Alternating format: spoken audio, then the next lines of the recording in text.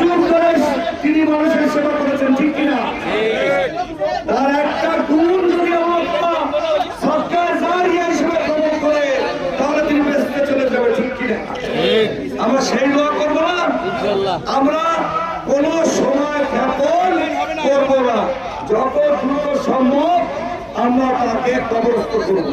এই জন্য আপনাদের সহযোগিতা দরকার। আপনারা লাইনগুলো আরো একটু পিছনে মেহরবানি করে আপনারা লাইনে পিছনে দেবেন, আর মোবাইলগুলো একটু সামনে কম কম আসেন।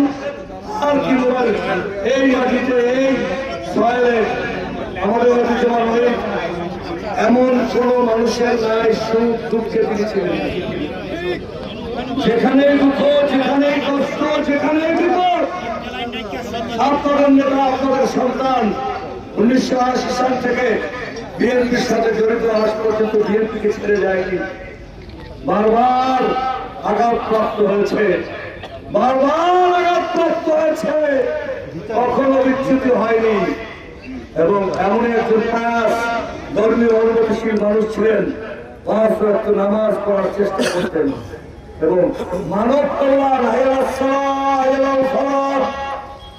সালাত এবং কল্যাণ তিনি আপনাদের হয়ে। তাহলে আমাদের সময় দেন, আমাদের সুযোগ দেন। আপনারা যে সন্তান, আমি তো আলমগীর বাইরার মানুষ, আমাদের জেলা সেক্রেটারি সাহেব আছেন, তিনিও বাইরার মানুষ।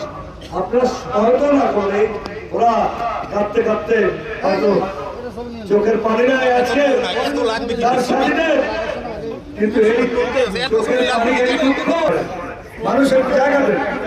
আমরা ইমাম সাহেবকে 5-10 মিনিট আগে দেবো, রুম্মান কথা বলবে, তার আগে ছোট ছোট করে বলতে পারবেন। আপনি একটু বলবেন?